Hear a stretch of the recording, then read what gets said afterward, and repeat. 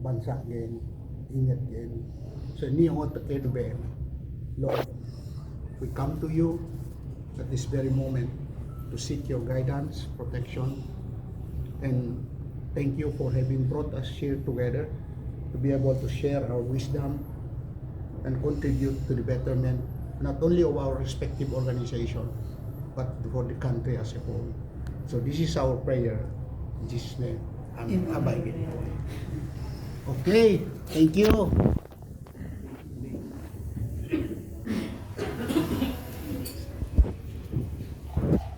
Okay, so this meeting is hereby called to order. Next item is the approval of provisional agenda. You have copies of this. And you will see main business. Mayroon tayong unification, pero I don't know if that's the proper term. Collaboration ang dapat term dyan. Unification of Pro BP Sara Duterte Organization. So later on, once we'll tackle that, may introduction tayo bawat isa at ano yung organization natin, anong posisyon natin. Tapos anong structure, mamaya explain ko yan. Commitment natin sa organization natin, sa grupo natin, at kung ano yung common agenda natin. Ano yung united actions and strategies to protect and promote BP Inday Sara. Kasi kung titingnan mo, lahat ng organization ngayon, ang unang agenda nila is pabagsakin yung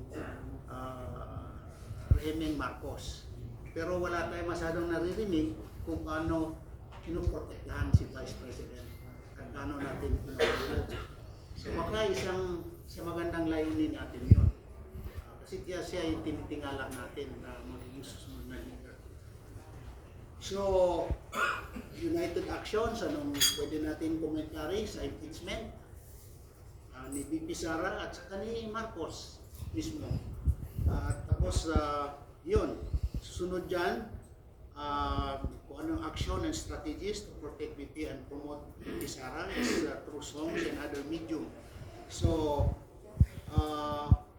ako po ay, yung mga hindi nakakilala sa akin, ako po ay si Dr. Ronald Adamat. Dati rin akong membro ng Kongreso, ng 10 Congress. In fact, one of the principal authors ng IPRA-Law. Siguro bago ko i-diretso yung pagpakilala ko, aprubahan muna natin yung yung provisional agenda.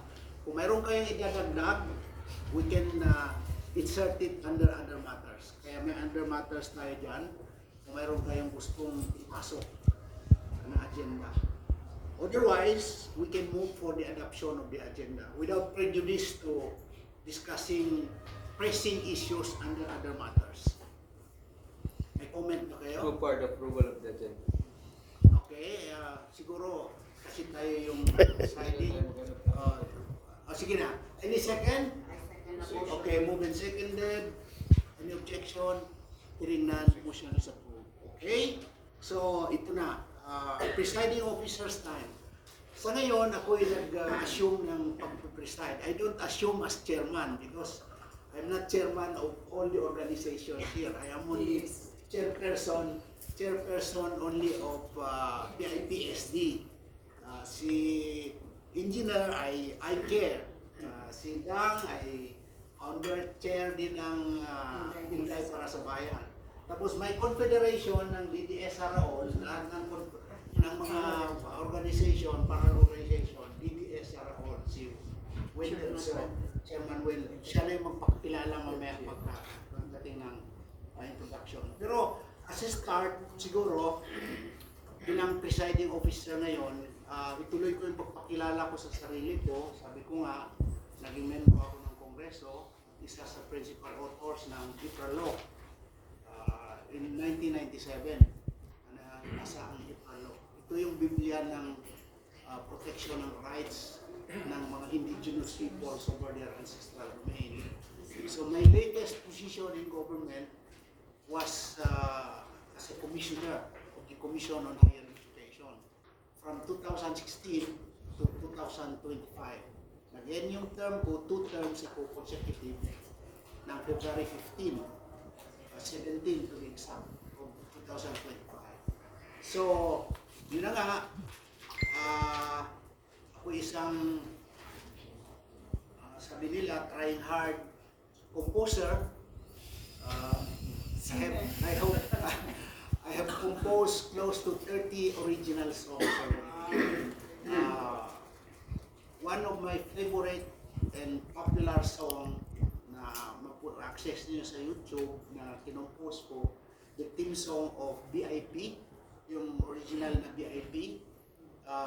Ito'y volunteer individuals for peace. Volunteer individuals for peace. Ibig sabihin yan. Kasi I am a peace advocate. So,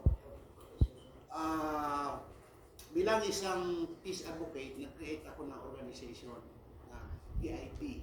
So, ang theme song niya is We Are One. Nandyan ngayon sa YouTube at nanalo yan siya ng bronze medal sa Global Music Award sa US in 2023. So ito ay, the song encapsulates the true essence of peace na wala sa Pilipinas ngayon. Kasi hindi talaga tayo peaceful. Left and right, may quarters, nagbabangayan, corruption, left and right. Kasi sa dalawang bagay lang. Greed for power, greed for profit.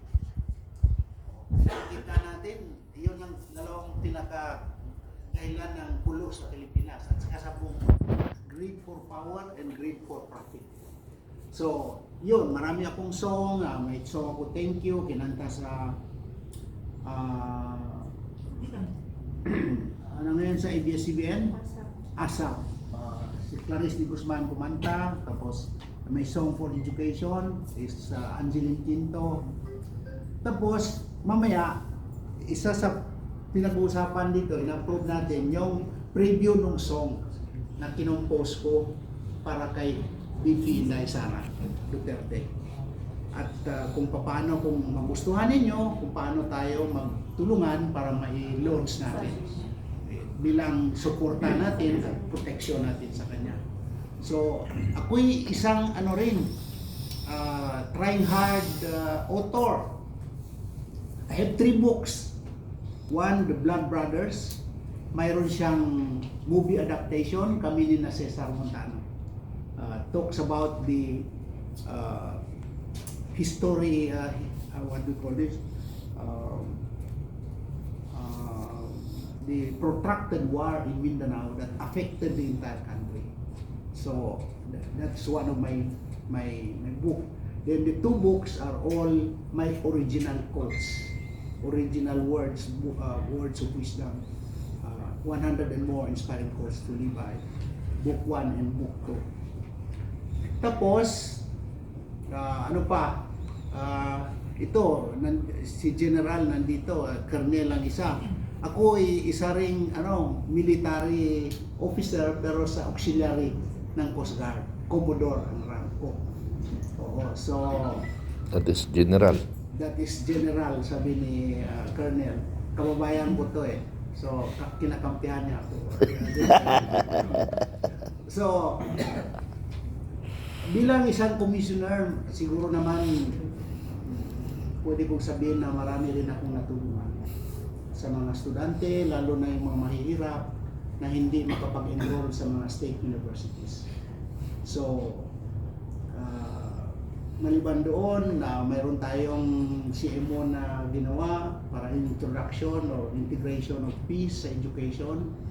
Yun ang nawawala ngayon kasi wala na yung GMRC. Dapat may balik natin yan. Nang sa ganon ma-minimize man lang kung hindi mawala talaga yung corruption sa bansa. Kasi mula grade basic education hanggang college, wala nang pinag-uusapan kung hindi skills development. Skills development, wala na yung values. Okay, yung mga leaders natin ang tatalino, pero wala na silang values. Nakaw, left and right. So yun ang dapat natin siguro magtanim tayo sa values kung tawagin. Ano pa? Siguro gusto kong sabihin sa inyo na I am a all the way Sara Duterte, VP Sara Duterte supporter. Okay? Maaari iba-iba ang ano natin dito, level of support for VP Sara, pero ako kasama sa, hindi, isasama ko na si Dang kasi palagi kami makasama, at saka yung BIPSD, pinag-usapan namin talaga yan sa BIPSD na step forward tayo na Inday Sara. While tumutulong tayo doon sa mga mga sumusulong na ipabagsakin yung administration o mag-resign si pero yun talaga yung pinakaano natin. Ito, remind pala ako ni Bernard, kasi bilang peace advocate, I'm the first Filipino recipient